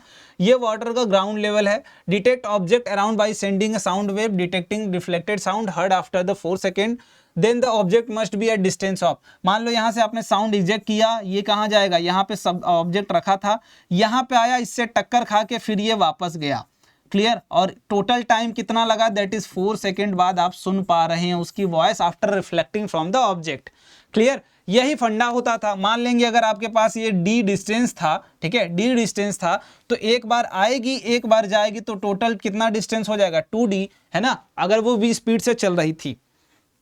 तो मैं बोलूंगा अगर यहां से आप डिस्टेंस निकालना चाहते हैं तो वो क्या होगा, v इंटू टी बाई का 2 टाइम्स। क्यों होगा, क्योंकि आपको पता चल गया होगा कि टोटल टाइम क्या है आने और जाने का, आने में जितना टाइम लगेगा उतना ही हो सकता है जाने में भी लगे, तो ये टोटल टाइम है। और इसको अगर मैं अगेन इसको हटा के अगर समझाता हूँ, ठीक है, अगेन हटा के अगर समझाता हूँ मैं, तो बोलूँगा ये 2d है, ठीक है, टोटल डिस्टेंस कितना है 2d और टोटल टाइम कितना है t। तो d की वैल्यू अगर आप यहाँ से निकालना चाहते हैं तो v इंटू टी बाई 2, और ये साउंड चैप्टर में प्यारा सा कॉन्सेप्ट पढ़ाया जा चुका है, ठीक है। तो इसको अगर मैं रखूं तो वेरी इजी कैटेगरी में इसको रखूंगा, बहुत ही सिंपल क्वेश्चन आपसे पूछा गया है ये। और ये v की वैल्यू क्या है, दैट इज 1450 मीटर पर सेकेंड, यूनिट का ध्यान जरूर रखिएगा, बटा का 2, ये 2 कट गया, दैट इज कितना आ जाएगा 2900 मीटर आ गया। बट आपसे आंसर पूछा गया है किलोमीटर में, यही कंफ्यूज कर दिया गया है, तो यहाँ पे डेसिमल आ जाएगा, दैट इज 2.9 किलोमीटर। कौन सा ऑप्शन मैच कर रहा है भैया, तो option number B will be the correct option, ठीक है। तो ये भी एक बहुत ही सिंपल क्वेश्चन था, इसमें बहुत ज्यादा कुछ कॉन्सेप्ट यूज ही नहीं करना है, जो कि सिंपल सा सबमरीन का कॉन्सेप्ट आपको पढ़ाया गया होगा साउंड चैप्टर में, बहुत इजी क्वेश्चन। देखने के बाद आपको समझ में आ जाना चाहिए कि अगर सबमरीन का काम क्या है भाई, साउंड वेव छोड़ती है, वेव रिफ्लेक्ट करके वापस आती है, फिर हम डिटेक्ट कर पाते हैं कि यहाँ कोई ऑब्जेक्ट है नीचे, है ना। तो टोटल आने का डिस्टेंस जाने का डिस्टेंस, हमेशा जब भी आप टोटल टाइम गिवन है तो डिस्टेंस हमारा ट्वाइस टाइम ऑफ डी ही आएगा। अगर आप v इंटू टी करते हैं कि भाई v स्पीड से जा रही थी, t टाइम ले रही थी, टोटल कितना हो गया, तो वो आप गलत कर जाओगे। बट यहाँ पे आपके पास बस ध्यान रखना है कि जाने का टाइम और आने का डिस्टेंस दोनों क्या होंगी, अलग अलग होंगी। ये भी क्लास 9th का क्वेश्चन है, ठीक है, क्लास 9th का क्वेश्चन है। अभी तक हम बराबरी से हट रहे हैं, अभी तक हम बराबर थे जितना बराबरी थी, बट यहाँ पे हम क्या हो रहे हैं, हट रहे हैं। दैट इज क्लास 10th का क्वेश्चन, 9th का क्वेश्चन 2 ठो ज्यादा हो गया अपने पास। The figure shows velocity versus time graph for the block m is equal to 50 sliding on the rough floor. मान लो अगर आपका ब्लॉक क्या कर रहा है, यहाँ स्लाइड कर रहा है, ठीक है, चलो इसके बाद average rate at which this power energy dissipate, basically आपसे बोला गया है पावर बताने के लिए एनर्जी पर यूनिट टाइम किस रिस्पेक्ट में वो डिसिपिएट हो रही होगी, क्लियर, इन जूल पर सेकेंड, क्लियर है। तो सबसे पहले भाई अगर पावर निकालना है तो हमें एनर्जी निकालनी होगी, एनर्जी मतलब वर्क डन निकालना होगा अगेंस्ट द फ्रिक्शन, कितना आप कर रहे हो, तो वर्क डन निकालने की कोशिश करेंगे। और वर्क डन क्या होता है, फोर्स इनटू डिस्टेंस होता है। और फोर्स कैसे निकालेंगे, मास इनटू एक्सेलरेशन निकालेंगे। और ये सारी चीजें आपको इस ग्राफ में ही छुपा के रखी गई हैं। एक ग्राफ पढ़ लो, पूरी की पूरी कहानी तुम्हारी क्लियर है। एक ग्राफ पढ़ना सीख जाओ, है ना। तो वो कैसे तुम निकालोगे, थोड़ा सा सोचो तुम लोग। अब वीडियो को पॉज करके थोड़ा सा सोचने की कोशिश करो कि कैसे आप मूव करोगे फर्दर आगे की तरफ। क्या क्या करना है यार, पावर निकालना है तो उसके लिए पहले एनर्जी निकालना होगा, टाइम तो आपको पता है। एनर्जी या फिर work done against the friction निकालना पड़ेगा। वर्क डन निकालने के लिए आपको फोर्स इंटू डिस्प्लेसमेंट आप पढ़ के आए हो, और फोर्स डिस्प्लेसमेंट निकालने के लिए चलो डिस्प्लेसमेंट भी निकालना पड़ेगा आपको और फोर्स भी निकालना पड़ेगा। जहां पे मास की वैल्यू तो दे रखी है चलो 50 ग्राम, मास की वैल्यू दे रखी है 50 ग्राम, बट फोर्स निकालने के लिए मास इनटू एक्सेलरेशन होना चाहिए। और ग्राफ आपका दे रखा है v वर्सेस t का, तो मुझे नहीं लगता कि आपको परेशानी यहां कुछ होने वाली है ना। मुझे नहीं लगता कि यहां पे कुछ परेशानी होने वाली है। अगर आप यहां पे स्लोप ले लेते हैं तो आपको आई होप निकल जाएगा आपका एक्सेलरेशन, दैट इज वो क्या आ जाएगा, एक्सेलरेशन, या फिर अगर आप मैं बोलूं एक्सेलरेशन क्या होगा, फाइनल वेलोसिटी माइनस का इनिशियल वेलोसिटी ले लो अपॉन टोटल टाइम ले लो। तो फाइनल वेलोसिटी है 80, इनिशियल वेलोसिटी है 0, अपॉन टोटल टाइम कितना लगा है 8 सेकेंड, तो ये क्या आ जाएगी 10 मीटर पर सेकेंड, क्या आ जाएगी आपकी एक्सेलरेशन आ जाएगी 10 मीटर पर सेकेंड। यहाँ पे परेशानी होने वाली बात ही नहीं थी। चलिए अब लेकिन मुझे और भी चाहिए क्या, दैट इज डिस्प्लेसमेंट भी चाहिए। तो मैं बोलूँगा एरिया अगर मैं ले लेता हूँ v और s टी का, ठीक है, ये टी टाइम है, कंफ्यूज ना हो आप, सेकेंड में किए मैंने बेसिकली। अगर मैं टी टाइम v और t का एरिया ले लूंगा तो मुझे डिस्टेंस दे देगा, ठीक है, v और t ले रहा हूं डिस्प्लेसमेंट दे देगा। तो मैं एरिया लेने की कोशिश करता हूं तो डिस्प्लेसमेंट मुझे मिल जाएगा हाफ इंटू ट्राइंगल की तरह है, right angle triangle, into 80 into का 8 अगर मैं कर दूं तो ये आ जाएगा अपना, और ये क्या आ गया दैट इज 4, और ये क्या आ जाएगा दैट इज 320 मीटर, क्लियर। तो यहां से डिस्टेंस निकल गया और क्या निकल गया, फोर्स भी निकल गया क्या, बिल्कुल। मैं बोलूंगा वर्क डन निकल गया अपना, फोर्स कितना अपने पास, तो बोलेंगे मास, और मास कितना है 5 इंटू 50 इंटू 10⁻³ क्योंकि आपको केजी में लेना है, ध्यान रखेंगे इस बात का। और एक्सेलरेशन कितना आया था दैट इज 10 मीटर पर सेकेंड, और आपके पास डी कितना है 320 मीटर, क्लियर। और ये क्या आ गया आपके पास, और ये आ गया 1 0 यहां से कैंसिल आउट, 1 0 यहां से 1 0 यहां से, ठीक है। 32 गुणे 5, 5 दूना 10, 5 15 1 16, 160 जूल क्या आ गया आपका वर्क डन आ गया यहां से, क्लियर है। 320 कैसे आया ध्यान से देख लो, टोटल टाइम कितना है, यही आपको एरिया, इतने के बीच का एरिया लेना था आपको, ठीक है। You can treat like right angle triangle, तो उसकी एरिया क्या होगी half into base into height. तो बेस क्या है 8 है, 8 और 80 क्या है आपकी हाइट है, तो हाफ इंटू 8 इंटू 80 करोगे तो आपका क्या आएगा डिस्टेंस आएगा। और ये बात आपको मैंने रटा रखा है कि अगर आपके पास v और t का ग्राफ है तो एरिया लोगे तो डिस्प्लेसमेंट मिलेगी, और जैसे उसका स्लोप लोगे या फिर rate of change of velocity ले लो, कितने टाइम में कितना वेलोसिटी चेंज हुआ है, तो वो क्या होगा ओवरऑल आपका एक्सेलरेशन दे देगा, क्लियर। तो ये ओवरऑल आप यहां से क्या निकाल पाए यार, अभी तक वर्क डन निकाल पाए with the help of acceleration and displacement, दो चीजों की मदद से आपने वर्क डन निकाल लिया यहाँ पे, क्लियर। अब इसके बाद वर्क डन निकल गया है, लेकिन हमें पावर चाहिए, और वो पावर कैसे निकलेगा, पावर देख लो यहाँ से, power is equal to work done पर यूनिट टाइम। तो 160 जूल आपने वेस्ट किया है कितने समय में, तो दैट इज 160 अपॉन का 8, और ये क्या आ जाएगा 20 जूल पर सेकेंड आपका क्या आ जाएगा आंसर आ जाएगा, क्लियर है। क्या आया 20 जूल पर सेकेंड। तो ऑप्शन आई होप आपका मैच कर गया होगा, कौन सा, third will be the correct option, ठीक है। हमने क्या किया भाई, इसके अगेंस्ट वर्क किया है, तो वर्क पहले निकाल लिया, कितना वर्क कर रहे हो। मान लो डी डिस्प्लेसमेंट आपने चला है F4 से, डी डिस्प्लेसमेंट चला है तो वो क्या है टोटली F इंटू डी आपने वर्क किया है। जितना आप वर्क कर रहे हो उसके जस्ट अगेंस्ट फ्रिक्शन, वही क्या होगा equal to the work, total work done by the friction, clear. चलो अगले क्वेश्चन पे आओ, 7वें क्वेश्चन पे। ये क्वेश्चन को अगर मैं रखना चाहूं इसको, तो इसको आप मॉडरेट की कैटेगरी में रख लो, क्योंकि थोड़ा सा आपको सोचना था कि आप कैसे मूव करोगे, इधर से मूव करोगे या किधर से। पहले आप देख लो निकालना क्या है, पावर। तो पावर में क्या चाहिए, पहले एनर्जी चाहिए, एनर्जी निकालेंगे कैसे, या फिर वर्क डन चाहिए, टोटल वर्क निकालो कैसे, फोर्स इनटू डिस्प्लेसमेंट से। और इसमें क्या चाहिए, फोर्स भी चाहिए, डिस्प्लेसमेंट भी चाहिए। तो फोर्स निकलेगा मास इनटू एक्सेलरेशन से, मास दे रखा है, एक्सेलरेशन हमें ग्राफ से मिलेगा और डिस्प्लेसमेंट भी ग्राफ से मिलेगा। तो एक एक करके नीचे से ऊपर की तरफ मूव करते जाओ, सारी चीजें तुम्हारी निकलती चली जाएंगी। क्लियर। अब चलो 7वें पे आओ। ये तो भाई क्लास 9th का क्वेश्चन है और देख के बस क्वेश्चन लग जाना चाहिए।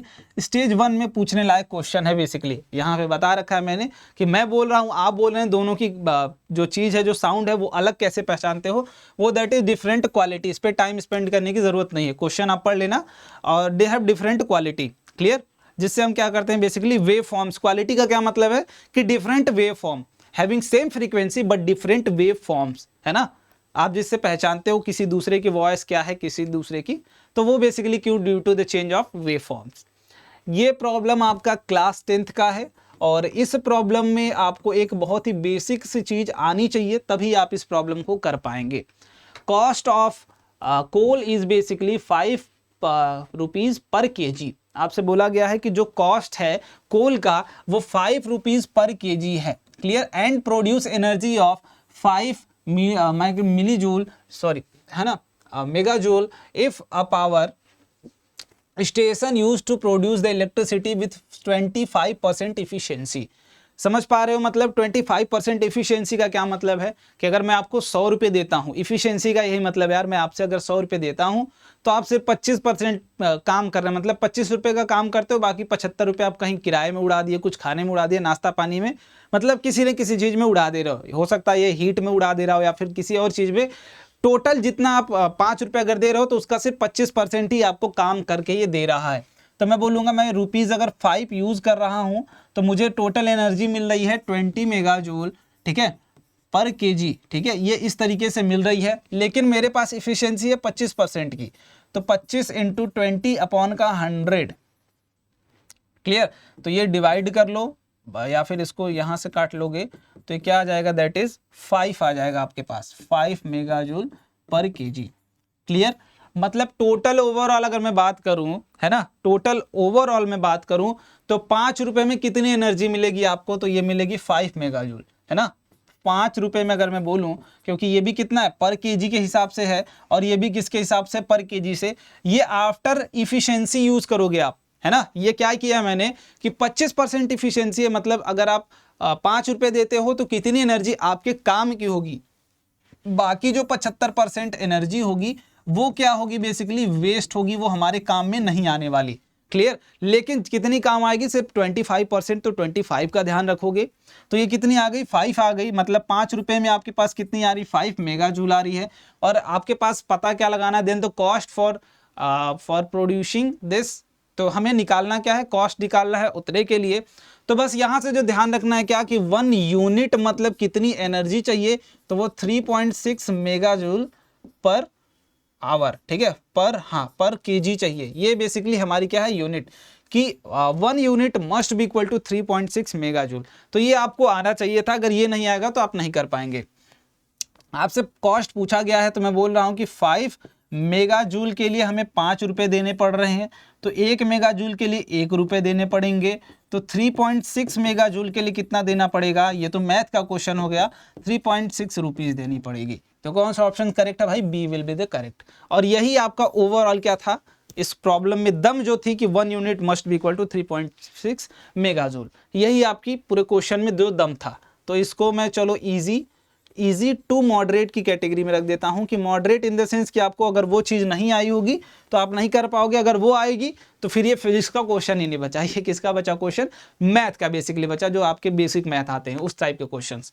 चलो इसके बाद 9वां question, two circuit A in which n identical are connected in series. मतलब एन है, कोई फिक्स नहीं है, 1 है 2 है, ऐसे ही मल्टीपल एन आपने लगा रखे हैं। तो आर इक्विवेलेंस क्या होगा इस केस में, एन टाइम्स ऑफ आर, ठीक है, चलो कैपिटल आर मान लेते हैं, N times of capital R. ऐसे ही बोला गया है बी वाले केस में, दैट इज ये क्या है आपके पास, पैरेलल में है। ये किस तरीके से जुड़े हुए हैं, इस तरीके से पैरेलल में जुड़े हुए हैं। तो इस केस में जो आर इक्विवेलेंस होगा वो क्या होगा, टोटल आर अपॉन का एन होगा, जितने होंगे ये मैंने पहले भी करा रखा है इस टाइप से क्वेश्चंस।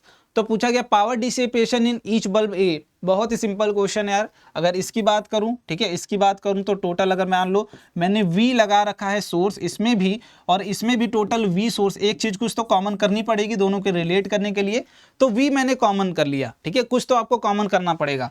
तो P must be equal to V square by R, ये फॉर्मूला आपने अगर पढ़ा होगा तो आपको ध्यान होगा। तो power in A, power dissipation in each bulb in A क्या होगा, that is V square by R, और ये V स्क्वायर सब V सेम है दोनों में, R इक्विवेलेंस जो नेट रेजिस्टेंस होगा वो क्या होगा N इंटू आर। और अगर मैं PB की बात करूं एज यूजुअल तो ये इसमें क्या हो जाएगा V स्क्वायर जो कि सेम है दोनों के लिए, और R क्या है बेसिकली R बाई N। तो यहां से अगर PA और PB की रिलेशन आप निकालना चाहो तो दोनों को डिवाइड कर लो, ये क्या है PA अपॉन का PB कर लो, तो PA क्या है बेसिकली V स्क्वायर अपॉन का NR अपॉन इसमें क्या आएगा N V स्क्वायर अपॉन का R। क्लियर, ये R cancel out, V square cancel out, तो बचता क्या है आपके पास 1 बाई N का square, that is must be equal to PA by PB। तो PB must be equal to N square into PA। ये क्या आ गया आपके पास आंसर, कौन सा ऑप्शन मैच कर रहा है भाई, PB must be equal to this. तो fourth will be the correct option, ठीक है, fourth will be the correct option. आपने क्या किया भाई, N रजिस्टर लगा रखा है तो उसका इक्विवेलेंस निकाल लिया, फिर यहाँ पे N रजिस्टेंस पैरेलल में रखा है उसका इक्विवेलेंस यहाँ निकाल लिया हमने, ठीक है। पावर के लिए हमने सेम वोल्टेज दोनों में लगा दिया कि सेम वोल्टेज अगर दोनों के क्रॉस हम लगा रहे हैं तो ओवरऑल जो पावर कंजम्पशन होगा वो सारे बल्ब के द्वारा क्या होगा, P is equal to V square by R, और V स्क्वायर बाई आर यहाँ पे भी होगा तो R क्या होगा R बाई N, N ऊपर चला जाएगा, दोनों में रिलेट करके डिवाइड कर लोगे तो दोनों का आंसर क्या आ जाएगा, ये आ जाएगा। क्लियर, चलो 10वें क्वेश्चन की तरफ आ जाओ। ये भाई ये कहाँ का क्वेश्चन था, ये बेसिकली क्लास 10th का क्वेश्चन था, क्लास 10th का क्वेश्चन था, और इसके लिए भी मैं बोलूंगा कि चलो मॉडरेट में रख लो क्योंकि कंफ्यूजन हो जाती है कभी कभी। चलो ये कहाँ का क्वेश्चन है, क्लास 9th का क्वेश्चन आई होप। हाँ, a ball of mass 100 gram is dropped from a height 1 meter if loses 10% of its energy every time when it bounces off the floor. After 3 bounce it can be reached. इसके लिए देखो formula भी होता है भाई कि हर time के लिए आप पावर की n भी लिख देते हो, बट मैं वो फॉर्मूला नहीं ट्राई करूंगा, मैं ट्राई करूंगा कि मैं अपने तरीके से आपको समझाने की कोशिश करूं हर बार, ठीक है। Of its energy every time when it bounces of the floor after 3 bounce it can reaches this. अगर आपको एनर्जी निकालना है आफ्टर 3 बाउंस यार, तो इसका तरीका क्या होता है, एनर्जी इनिशियल अपॉन कितना परसेंट है कि पावर n भी होता है, ये एनर्जी फाइनल निकालने के लिए। बट मैं इसके बारे में भी बात नहीं करूंगा। अगर 10% है दैट इज सॉरी 9% है, हाँ 10% है तो ये बेसिकली 9/10 हो जाएगा आपके पास, लेकिन हम उसकी बात नहीं कर रहे हैं, बेसिकली लॉस की बात, हम इसकी बात नहीं करेंगे, हम एक एक करके चीज़ों समझने की कोशिश करेंगे। क्लियर, एक एक चीज़ें करोगे तो आपके पास ज़्यादा क्लियरिटी आएगी। A ball of mass 100 gram is drop from height 1 metre. चलो ये क्या है आपका हाइट है, दैट इज यहाँ से आप गिरा रहे हो, ये कहाँ पे है 1 मीटर ओवरऑल आपके पास हाइट है ऊपर से नीचे तक की। क्लियर, चलो it loses 10% on energy every time when it bounces of the floor. तो मैं बोल रहा हूं यहाँ पे पहले एनर्जी क्या थी, दैट इज पोटेंशियल एनर्जी होगी, काइनेटिक नहीं थी। मैं ड्रॉप कर रहा हूं, ठीक है, ड्रॉप कर रहे, ड्रॉप में हमेशा क्या होती है, आप रेस्ट से छोड़ रहे होते हैं, तो वो क्या होगा mgh, ठीक है, वो क्या होगा। अब जैसे जैसे नीचे आओगे पोटेंशियल एनर्जी किस में कन्वर्ट हो रही होगी, काइनेटिक एनर्जी में कन्वर्ट हो रही होगी, और यहाँ पे क्या होगी, टोटली पोटेंशियल एनर्जी क्या हो जाएगी, 0 हो जाएगी, और काइनेटिक एनर्जी क्या हो जाएगी, ½ × mv का स्क्वायर हो जाएगी, ठीक है। तो मैं टोटल एनर्जी की बात कर रहा हूँ, जो भी मैं यहाँ खेल खेलूंगा वो टोटल एनर्जी का ही होगा। क्लियर, तो पहला आपने क्या किया, ड्रॉप किया, अब ये यहां से टक्कर खाई और टक्कर खा के क्या हो गई, ऊपर आ गई। तो पहले मान लेते हैं अगर एनर्जी थी E, पहले टोटल एनर्जी थी E, तो अगली बार 10% लूज कर देगी, तो कितना बचेगी अगली बार, पहले ड्रॉप के बाद 90 टाइम्स ऑफ E। ध्यान से देखो, समझने की कोशिश करो, पहली बार क्या थी 10% लूज कर दिया पहले ड्रॉप पे, पहला ड्रॉप हुआ 10% लूज करके गई, फिर यहां गई और लूज नहीं कर रही है, फिर यहां से नीचे आई और यहां पे टक्कर खाई, फिर टक्कर खा के ऊपर गई, तो अब फिर क्या करेगी, 10% लूज करेगी, बट किसका, 90 का, तो 90 का 10% क्या होगा 9, और इससे रिलीज करेगी तो ये क्या आ जाएगी 80 टाइम्स ऑफ E आ जाएगा, basically 81 times of E। Clear, 81 times of E। फिर क्या हुआ, ये ऊपर गई, ऊपर से फिर नीचे आई, फिर नीचे यहाँ टक्कर खाई, फिर टक्कर खा के ऊपर गई। क्यों? क्योंकि हमें 3 बार चाहिए, तो एक बार ये रहा, दूसरी बार ये रहा और तीसरी बार ये रहा। जब यहाँ से जा रही होगी तब एनर्जी कितनी होगी? तो वो होगी 81 माइनस का 8 पॉइंट का 1। ठीक है, क्यों? क्योंकि 10% आपको लूज निकालना है बेसिकली। तो 81 का 10% 8.1, और वो आप जब घटाने की कोशिश करेंगे यहाँ से, जब आप यहाँ से घटाने की कोशिश करेंगे, ये क्या होगा 0 और ये क्या होगा दिस, तो ये टोटल कितना आ जाएगा 72.9 आ जाएगा। क्लियर? कितना आ जाएगा 72.9। तो यहाँ पे जो एनर्जी होगी वो क्या होगी 72.9 of total times of E. Clear? तो टोटल एनर्जी का कितना आ जाएगा 72.E। अब आपसे क्या बोला गया है? It can reach to half way to maximum height, मतलब यहाँ पे जो जा रही होगी, मान लो अगर h हाइट तक जाती है तो उसके हाफ पे आपसे क्या पूछा गया है? हाफ पे काइनेटिक एनर्जी पूछी गई है, काइनेटिक एनर्जी पूछी गई है। क्लियर है? काइनेटिक एनर्जी बेसिकली पूछी गई है हाफ पे। तो अब ध्यान से अगर आपको कॉन्सेप्ट पता होगा भाई, अगर ये टोटल h हाइट तक जाती है, दोनों के मिड पॉइंट पे है, यहाँ पे क्या थी? काइनेटिक एनर्जी मैक्सिमम थी, यहाँ पे क्या होती है? पोटेंशियल एनर्जी मैक्सिमम होती है। जैसे जैसे हम ऊपर जाते हैं काइनेटिक एनर्जी किस में कन्वर्ट हो रही होती है? पोटेंशियल एनर्जी में। और जैसे ही आप बोले कि हाफ रेंज पे आए हैं आप, हाफ रेंज पे जो काइनेटिक एनर्जी होती है वो must be equal to potential energy होती है। ये कॉन्सेप्ट आपको पता होगा कि हाफ पे, जब हाफ हाइट पे आप जाओगे मैक्सिमम हाइट के, तो वहां पे आधी काइनेटिक एनर्जी होती है, आधी टोटल एनर्जी किसमें डिवाइड हो गई होती है? आधी काइनेटिक में, आधी पोटेंशियल में। ठीक है, तो मैं बोल रहा हूं यहाँ पे अगर मैं बोलूं कि टोटल एनर्जी नीचे से जाते वक्त कितनी थी? इतनी थी, और जैसे जैसे आप ऊपर जा रहे हैं, जैसे जैसे आप ऊपर जा रहे हैं वो क्या हो जा रही है? टोटल एनर्जी आपकी दैट इज 7। यहाँ पे आने के बाद काइनेटिक एनर्जी और पोटेंशियल एनर्जी बराबर है, तो मैं बोलूँगा काइनेटिक एनर्जी क्या है आपकी? That is 2 times of kinetic energy, दोनों को ऐड कर दिया, और टोटल एनर्जी क्या थी हमारी? 72.9, क्योंकि energy is neither created nor can be destroyed. तो टोटल एनर्जी जितनी यहाँ से गई होगी ओवरऑल पाथ में उतनी होगी, तो ये 72.9 टाइम्स ऑफ टोटल एनर्जी होगी जो इनिशियल यहाँ पे हमने लिया था। क्लियर? तो काइनेटिक एनर्जी क्या हो जाएगी? That is 36.4। ठीक है, 36 पॉइंट टाइम्स ऑफ ई, और यहां से ई निकालने की कोशिश कर लेते हैं। ई क्या होगा? M is 100, that is mass अगर केजी में लेंगे -3 इंटू ग्रेविटी 10 हो गई, और हाइट क्या है 1 मीटर। तो यहां से आपका 1 आ जाएगा, दैट इज ये 1 आ गया, और आपके पास that is E is equal to 1 आ गया। क्लियर? तो आपके पास जो एनर्जी आई वो क्या है? 36.4।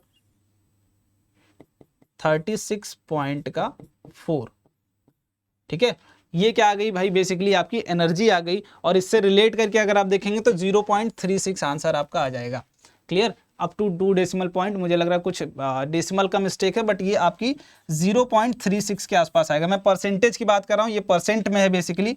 ठीक है, इसको अगर परसेंटेज में आप कन्वर्ट कर देंगे तो ये 0.100 कर दोगे आप, तो 0.364 आपकी क्या आ जाएगी? एनर्जी आ जाएगी। क्लियर?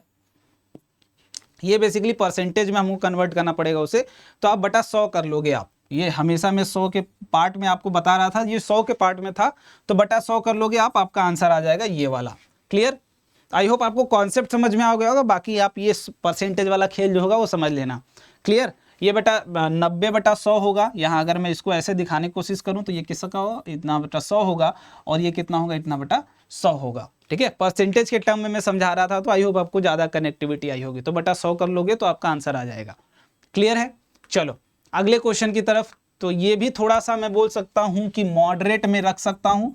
अगर आप थोड़ा सा क्लियर कट अगर आपको आता है तो आपसे ये क्वेश्चन मिस नहीं होगा। थोड़ी सी चीज़ें अगर आपको क्लियर कट आती होंगी तो। ठीक है, 11th क्वेश्चन स्मॉल पेंसिल, ये आपका क्लास 10th का क्वेश्चन है, और बहुत ही ईजी क्वेश्चन है, बहुत ज़्यादा इसमें टेंशन लेने वाली बात नहीं है।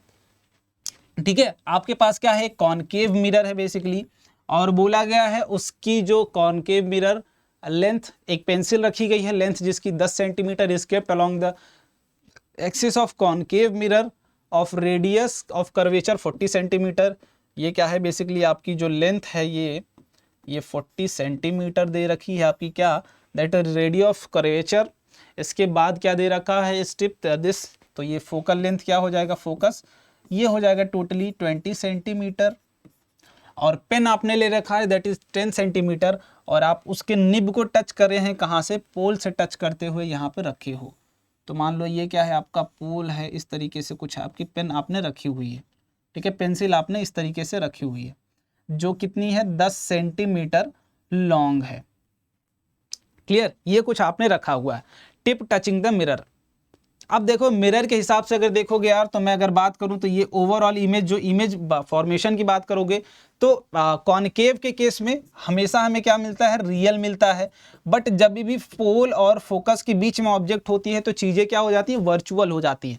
मतलब वो कहाँ मिलेगा, राइट साइड में पूछेगा। हो सकता है आपसे ये चीज़ पूछी जा सकती थी कि भैया यहाँ पे नेचर भी आप बताते चलें कि नेचर क्या होगा, ठीक है, नेचर भी पूछी जा सकती थी, बट वो नहीं पूछा उन्होंने, आपके लिए ईजी कर दिया है ना, ओवरऑल इजी कर दिया है प्रॉब्लम को।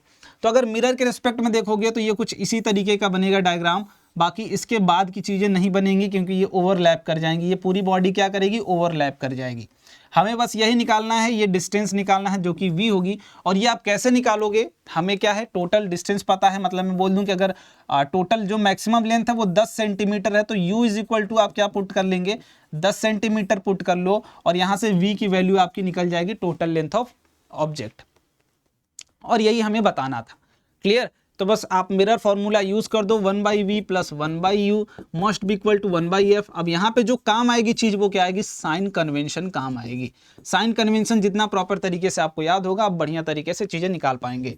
और v हमें चाहिए तो 1/f माइनस का 1/u, और f क्या होता है, is always negative for convex, और f क्या है 1/20, माइनस का 1/20 और माइनस का u क्या है आपके पास, अगेन माइनस का 10 है। बस इसको सॉल्व कर लीजिए, आपके पास आंसर आपके पास होगा। चलो ये क्या हो जाएगा, प्लस हो जाएगा, ये कैंसिल आउट, तो ये हो जाएगा 1/10 का माइनस का 1/20, और answer will be 1/20 must be, then v must be equal to plus का 20। और प्लस का 20 कहने का क्या मतलब है, ये क्या होगा, प्लस का 20, मतलब राइट साइड द मिरर बन रही होगी इमेज। क्लियर, तो जो आपकी आएगी साइज वो क्या आएगी, 20 सेंटीमीटर। ठीक है, चलो 12 की बात कर लो। 12, अ car is moving with a uniform speed. एक कार है जो आपकी uniform speed 72 kilometre per our से मूव कर रही है टुवर्ड्स द कार क्यू। ये मान लेता हूं मेरी कार है, ठीक है, कार है 72 किलोमीटर पर आवर से मूव कर रही है इधर, और यहाँ ये कौन सी कार है, P है, और एक कार इधर है दैट इज Q, ये कार है अपनी Q, और ये कहाँ है, initially u is equal to 0 पे है, मतलब रेस्ट पे है। क्लियर, जो जो कंडीशंस गिवन है पहले उन्हें लिखने की कोशिश करो। At rest on the straight level road at particular instant, किसी एक इंस्टेंट पे, then the distance between the P Q is this. तो एक किसी इंस्टेंट पे जब दोनों के बीच की डिस्टेंस कितनी है, दैट इज दोनों के बीच की डिस्टेंस है 525 मीटर। किसी एक इंस्टेंट पे जब दोनों के बीच की डिस्टेंस क्या है, ये तो अपना परमानेंटली चल रहा है 72 किलोमीटर पर आवर से, वो रेस्ट में था। बट किसी एक टाइम पे जब दोनों के बीच की डिस्टेंस कितनी है, 525 metre, a car is started accelerating towards, ठीक है, ये क्या कर रही है, इधर शुरू हो जा रही है, a is equal to 2 metre पर सेकेंड स्क्वायर से चलना।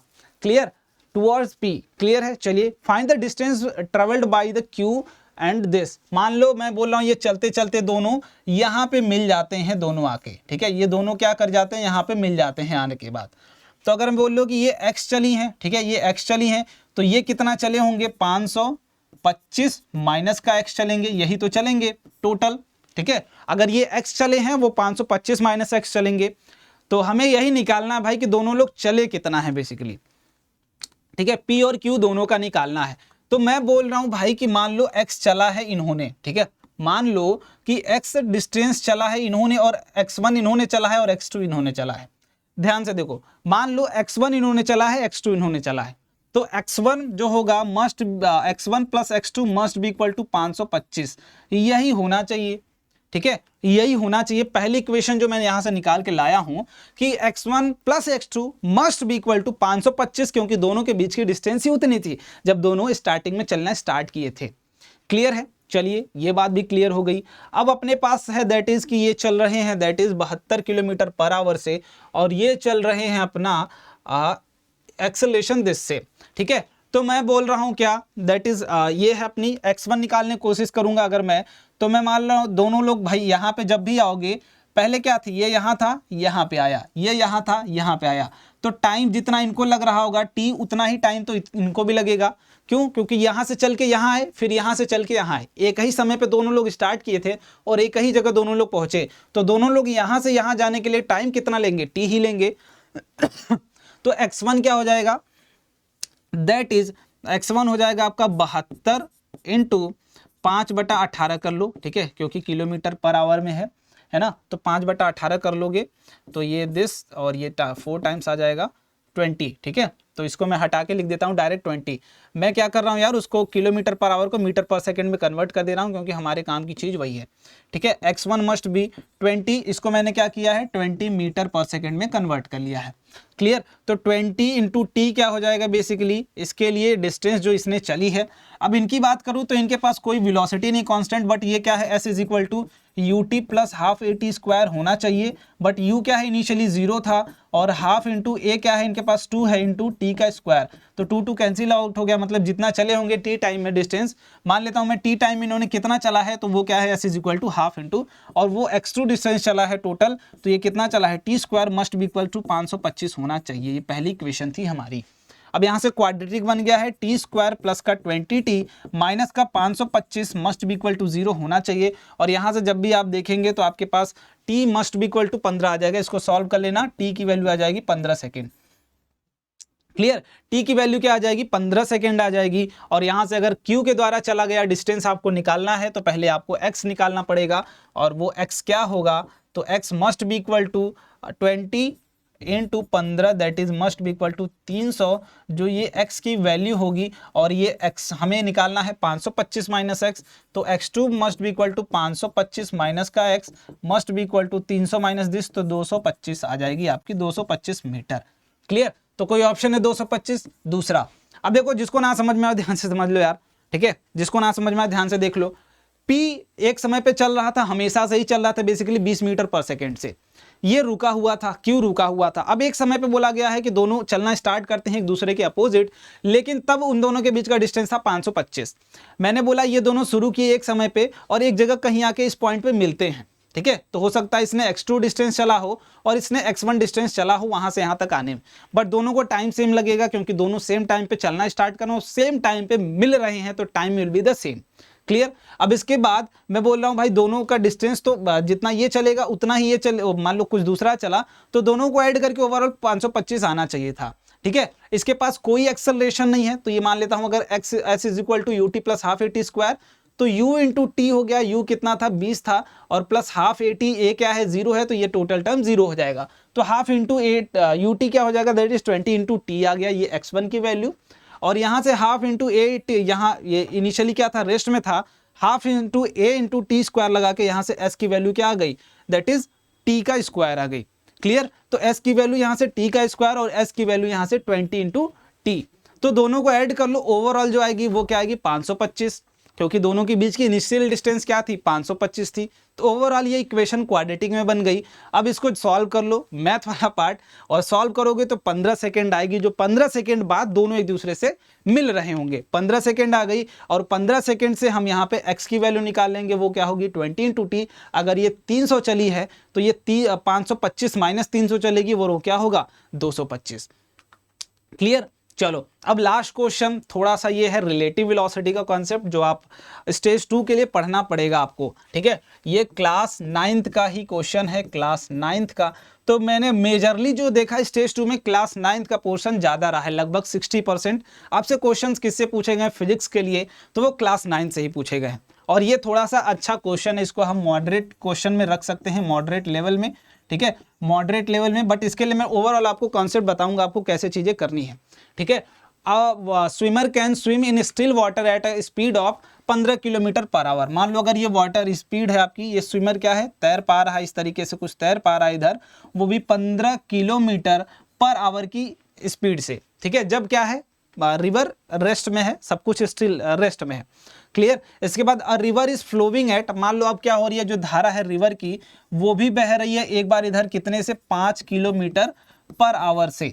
अब आपसे बोला जा रहा है क्या कि the swimmer start from a point, मैं अब इसको हटा दे रहा हूं, ठीक है, ये चलो इसको इधर से मैं हटा के, वो स्टिल कंडीशन थी। अब यहाँ पे क्या कर रहा हूं मैं एक बार कि रिवर क्या कर रही, इधर फ्लो कर रही है किससे 5 किलोमीटर पर आवर से, और आपसे बोला गया है that is the swimmer start from the point, मान लेते हैं ये कोई पॉइंट है हमारे पास P, यहाँ से आप स्टार्ट कर रहे हो स्विम 1 किलोमीटर अप स्ट्रीम।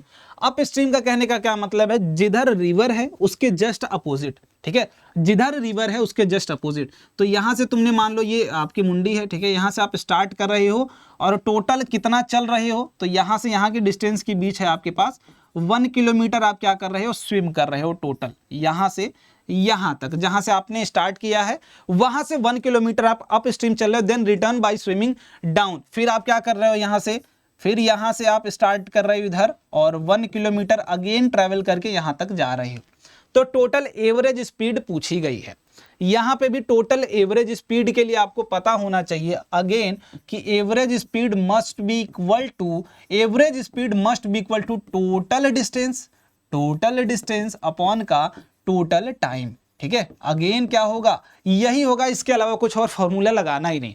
तो पहले केस में जब आप अपस्ट्रीम में आ रहे हो, मतलब अपोजिट टू द आ रहे हो, तब वेलोसिटी क्या होगी, वेलोसिटी जो आपको रिलेटिव लेनी है वो क्या होगी भाई, 5 इधर क्या है, 5 इधर चल रहा था, आप इधर आ रहे हो 15 किलोमीटर पर आवर से, ठीक है। तो टोटल जो वेलोसिटी हो जाएगी वो क्या हो जाएगी, इसके माइनस इसके, तो वो क्या हो जाएगी टोटल दिस, ठीक है। ये आप लोग अगर रिवर के बेसिकली मैं बोल देता हूँ मैन और रिवर का, तो ये 15 माइनस का 5 आ जाएगी, ठीक है। रिलेटिव लेना पड़ेगा आपको, क्योंकि आप उसके रिलेटिव चलोगे तो 1 किलोमीटर चलने में कितना टाइम लोगे, तो ये 15 माइनस का 5 और ये क्या आ जाएगा 10 किलोमीटर पर आवर से आप मूव कर रहे होगे just opposite to the river, ठीक है। क्योंकि रिवर आपको 5 से उधर रोक रहा होगा, आप 15 से इधर आ रहे होगे, तो जो 5 आपके वाले को कैंसिल कर रहा होगा, टोटल आप जो आ रहे होगे वो किससे आ रहे होगे, 15 से आ रहे होगे, ठीक है, सॉरी 10 से आ रहे होगे। तो डिस्टेंस जो आपने यहां से यहां तक चलिए, डिस्टेंस तो फिक्स है, डिस्टेंस तो फिक्स है, तो कितना टाइम आपने लिया है बेसिकली यहां से यहां तक आने के लिए पहली बार में, तो दैट इज T1 वो क्या होगा, 10 किलोमीटर पर आवर से चल रहे हो, 1 किलोमीटर आपको चलना है, तो 1/10 आवर होगा आपके पास, ठीक है। 1/10 आवर में आपने इतनी सारी चीजें करी होंगी, ठीक है। 1 किलोमीटर ट्रेवल करना था, 10 किलोमीटर पर आवर की स्पीड से आप चल रहे हो, तो 1/10 टाइम्स लोगे आप। वैसे ही T2 के लिए जब मैं बात करूं, दूसरी कंडीशन कि आप यहां तक तो पहुंच गए, अब यहां से इधर आ रहे हो, तो वेलोसिटी ऑफ मैन इधर ही है और वेलोसिटी ऑफ रेन भी कहाँ है, इधर ही है। तो नेट वेलोसिटी क्या हो जाएगी, जो man with respect to rain हो जाएगी वो ऐड हो जाएगी। ये इधर 15 से तुम चल रहे थे और ये क्या होगी, दोनों ऐड होके 20 किलोमीटर पर आवर से आप मूव करने लगोगे, क्लियर। लेकिन अब यहाँ पे मैं बोलूंगा कि भाई जो T2 टाइम लग रहा है, अगेन पहले क्या किया, आप यहाँ से चल के यहाँ आए, फिर यहाँ से चल के आप यहाँ जा रहे हो, तो ये T2 टाइम आपने लगाया और यहाँ पे T1 टाइम मैंने निकाल लिया है, T2 टाइम आपको निकालना है। तो T2 must be equal to 1/20, क्यों, क्योंकि डिस्टेंस अगेन नहीं चेंज हो रही है, डिस्टेंस तो आपका 1 किलोमीटर ही है, और distance must be equal to V/T। अगर आप यहाँ से लगाते हैं तो आपको निकल जाएगी वैल्यू, ठीक है ना। आपको अगर टाइम निकालना है तो क्या करोगे भाई, डिस्टेंस अपॉन वेलोसिटी कर दो, तो वो आप कर दोगे तो यहां से आंसर ये आ जाएगा। तो मैं बोलूंगा अगर टी नेट टोटल टाइम कितना मैंने लगाया, तो 1/10 प्लस 1/20, ये क्या होगा आपका 10 टोटल टाइम। और टोटल डिस्टेंस कितना चला है आपने, 1 किलोमीटर इधर चले हो, 1 किलोमीटर इधर चले हो, तो टोटल जो V एवरेज आ जाएगा वो क्या आ जाएगा, मैं बोलूँगा 2 किलोमीटर ओवरऑल चले हो, और टोटल टाइम कितना लिया है तुमने, तो ये लिया हूँ मैं 1/10, ठीक है। इसको इरेज करके देखते हैं, ये है आपका टोटल, दैट इज 1/10 प्लस का 1/20, और इसको अब जब सॉल्व करोगे तो 2 × 20 × 100 अपॉन का 30 आएगा, और ये कैंसिल आउट हो गया, और 40/3 आ जाएगा। 40/3 जो आपकी एवरेज वेलोसिटी आने वाली है वो 40/3, और वो कौन सा ऑप्शन है, that is C will be the correct. तो ये आपकी क्या थी, रिलेटिव वेलोसिटी का कॉन्सेप्ट था। रिलेटिव कि आपको रिवर इधर चल रही है तो आप इधर आ रहे हो, उसके जस्ट अपोजिट आपने ये चीजें फेस की होंगी कि जब जिधर पानी का बहाव होता है उधर जाओगे तो थोड़ा सा तेज स्पीड से आसानी से जा पाओगे, लेकिन बहाव के अपोजिट जाने की कोशिश करोगे तो थोड़ा सा मुश्किल होती है। तो ये बहाव के अपोजिट जाने में प्रॉब्लम होने वाली है, क्लियर। तो एक चौथा last question, that is 14th question, I hope, हाँ last question 14th। A train moving at uniform 90 kilometre per hour is approaching a flag station whose platform is 500 metre long, ठीक है, जिसका प्लेटफॉर्म क्या है 500 metre long, चलो यहाँ से मैं लिखने को दिखाने की कोशिश करता हूँ। ये क्या है, ओवरऑल आपका स्टेशन है जो कितना है 500 मीटर लॉन्ग, ठीक है, क्या है 500 metre long. And a train is moving, यहाँ से कोई ट्रेन आ रही है जो कि moving at a speed 90 kilometre per hour, ठीक है, moving at speed 90 kilometre per hour, is approaching a flag station whose platform is 5 metre long, station master is standing at a centre of platform, train starts blowing whistle when it is 1 kilometre from the near end of the platform. मतलब वो यहाँ से क्या है, यहाँ से 1000 metre दूर है, 1000 मीटर, ठीक है, 1 किलोमीटर को ये भी मीटर में, तो मैं इसको भी मीटर में रखने की कोशिश कर रहा हूँ, ठीक है, क्लियर है। यहाँ पे station master is standing at the centre of platform, मतलब यहाँ पे है, और ये डिस्टेंस कितनी है, दैट इज 250 मीटर, क्लियर, ये डिस्टेंस कितनी है 250 मीटर। और यहाँ पे क्या है, आपका स्टेशन मास्टर खड़ा है कुछ इस तरीके से, और ट्रेन यहाँ से बजाती है जब हॉर्न, तब जब वो टोटल दोनों के बीच की डिस्टेंस कितनी होगी, टोटली अगर मैं बात करूं तो ये टोटल होगी 1250 मीटर, तब जाके हॉर्न ये बजाना शुरू करती है। और हॉर्न जो है आपका वो साउंड, स्पीड ऑफ साउंड कितना है, दैट इज 300 मीटर पर सेकेंड में यहाँ से वो ट्रेवल कर रहा है। तो अगर मैं आपसे पूछूं कि भाई जब आप यहाँ पे बजा रहे हो टोटल, ठीक है, ये आप जब बजा रहे हो, ठीक है, तो कितने समय बाद वो ये सुन पाएगा, बेसिकली जो आपका यहाँ खड़ा है वो स्टेशन मास्टर, वो कितने समय बाद सुन पाएगा। तो भाई टोटल डिस्टेंस है आपके पास 1250 और चल रही है 300 मीटर पर सेकेंड से साउंड, तो टाइम यहाँ से निकाल लोगे, कैसे निकालोगे, 1250 बटा का 300 कर दो, कैंसिल आउट हो गया, और ये डिवाइड कर दोगे तो ये लगभग 12.5, ये 4 आ जाएगा, पॉइंट 3 एकम 3 3 6 18, 4.16 सेकेंड आ जाएगी ये वैल्यू आपकी टी की। मतलब ये जब ये हॉर्न अपना बजाएगा उसके लगभग 4.25 सेकेंड बाद आपका स्टेशन मास्टर सुन रहा होगा, क्लियर, आपका स्टेशन मास्टर 4.25 सेकेंड बाद सुन रहा होगा। तो आपकी गाड़ी चल रही है 90 किलोमीटर पर आवर से, तो इसको मैं कन्वर्ट कर लेता हूँ 5/18, ये आ जाएगी 25 मीटर पर सेकेंड से चल रही है आपकी ट्रेन, ठीक है। तो यहाँ पे पूछा गया है then the duration for which the station master hear the whistle. अब देखो यहाँ पे बजाया इसने कब, जब 1000 मीटर पे था, और वो सुनाई कब दिया उसे, 4 सेकेंड बाद, तो 4 सेकेंड में ये कितनी वैल्यू चल चुकी होगी, तो मैं बोलूँगा भाई 25 × 4.16, और ये कितना होगा, लगभग 104 के आसपास आएगा। मतलब जो डिस्टेंस वो चल चुका होगा वो कितना चल चुका होगा, 104 मीटर डिस्टेंस चल चुका होगा जब उसको सुनाई देगा। पहले कितना था, 1000 मीटर, सॉरी हाँ 1000 मीटर एक स्टेशन के एंड से दूर था, तब ट्रेन ने हॉर्न बजाया, और तब उसके 4 सेकेंड बाद स्टेशन मास्टर को वो हॉर्न की वॉइस सुनाई देती है।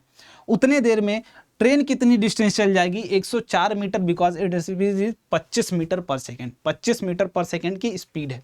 अब आपसे पूछा क्या गया है, then the duration for which the station master hears the whistle, तो कितने डिस्टेंस, तो भाई जितना टोटल डिस्टेंस आपकी होगी, ठीक है, यहाँ से बजाना शुरू की थी, जब तक प्लेटफॉर्म पे होगी तब तक वो सुनाई देगी। तो टोटल डिस्टेंस थी 1500, ठीक है, 1500, और सुनते सुनते कितनी चल चुकी है, 104 चल चुकी है, तो ये टोटल कितनी आ जाएगी भाई, 100, 1400, 1396 मीटर, और इसे चलना है।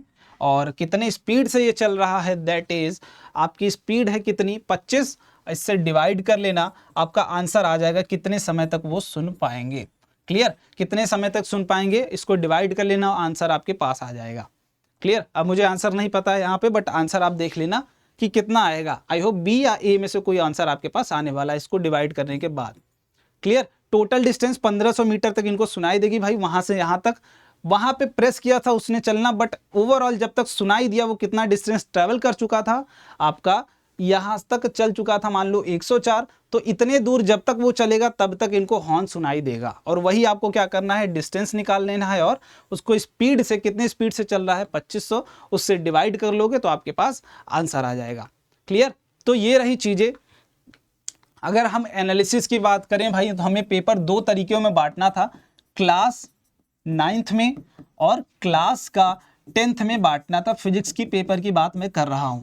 तो 9th से मैंने देखा है कि भाई मेजॉरिटी क्वेश्चंस पूछे गए हैं, ठीक है, थोड़े से आपसे ट्रिकी क्वेश्चंस पूछे गए, थोड़े से, बहुत ज़्यादा नहीं, थोड़े से क्वेश्चंस को मैं बोलूँगा कि ट्रिकी क्वेश्चन है। बाकी क्लास 10 से जितने भी क्वेश्चंस हैं सारे के सारे लगभग ईजीएस्ट क्वेश्चन थे, ईजी क्वेश्चन थे। कुछ क्वेश्चन जो हैं जिनको हमने मॉडरेट की कैटेगरी में रखा था, एक दो क्वेश्चन जो आपको थोड़ा सा सोचना था, है ना, रेजिस्टेंस वाला क्वेश्चन हो गया, वो पावर वाला क्वेश्चन हो गया, लगभग सारे सिमिलर और सब भी आसान थे, है ना। तो जो बच्चे यार स्टेज 2 के लिए प्रिपरेशन कर रहे हो, 9th पार्ट आपका स्ट्रॉन्ग पार्ट होना चाहिए और क्लास 10th ओवरऑल स्ट्रॉन्ग ही होना चाहिए दोनों, बट मेजॉरिटी आप देख पा रहे हैं क्लास 9 से पूछी गई है और माइनॉरिटी जो है क्लास 10 से है। क्लियर। तो ये ओवरऑल एनालिसिस थे जो आज तक की, और सारे क्वेश्चंस आपके कॉन्सेप्ट बेस्ड थे, कोई भी आपसे थ्योरी बेस्ड प्रॉब्लम नहीं पूछा गया था। एक था that is on the basis of definition of quality, sound की क्वालिटी क्या होती है, बस उससे ज़्यादा और भी कोई चीज़ रिलेट करके आपसे नहीं पूछी गई थी। क्लियर। चलो इसके बाद जो भी बच्चे यार तैयारी कर रहे हो आप, अगर आप अपने आप को टेस्ट करना चाहते हो, ठीक है, टेस्ट सीरीज जो एनटीएससी के लिए है वो आप यहाँ से ज्वाइन कर सकते हो रैंकर्स लाइव ऐप से, ताकि आपकी प्रिपरेशन यार और बढ़िया हो जाए। इसी तरीके के प्रॉब्लम्स हम उसमें मर्ज करने वाले हैं नेक्स्ट आने वाली कुछ टेस्ट्स में। और इसमें सबसे बड़ी बात, सबसे अच्छी बात है यार कि आपके पास 2 फ्री टेस्ट है, और जो बच्चे नए हैं, जो पहली बार चैनल पे आए हो, यहाँ पे डाउनलोड करो और जाके 2 फ्री टेस्ट दो, उसके बाद देखो तुम्हें फील आ जाएगी किस लेवल का क्वेश्चन बेसिकली आपसे पूछा जाता है। इसके बाद इसमें आपकी मेंटरशिप इंक्लूडेड है, ठीक है, जूम कॉल इंक्लूडेड है, दोनों चीज़ें हैं। तो ये सारी चीज़ें आपको मिल रही हैं। आप हमसे बात करिए कि आपके पास ये डाउट है भैया, ये मुझे समझा दीजिए, ये चीज़ें बता दीजिए, कैसे हम अटेम्प्ट करें, तो वो सारी चीज़ें हम बताएंगे आपको। ठीक है, हम हैं किशन भैया हैं, दोनों लोग मिल के आपको चीज़ें समझाएंगे, जो भी चीज़ें होंगी। बाकी मज़ेदार तरीके से आप पढ़ाई करते रहो यार, जो भी चीज़ें आपको ना समझ में आए उसको बढ़िया तरीके से आप पूछते रहे। और ऐसे ही केमिस्ट्री के लिए भी एनालिसिस हम लाने वाले हैं जल्द, और बायोलॉजी के लिए भी ऐसी एनालिसिस रहेगी। तो make sure to subscribe this channel और बने रहो लास्ट तक, जब तक कि तुम्हें मज़ा आता रहे और बढ़िया तरीके से तुम पढ़ाई करते रहो।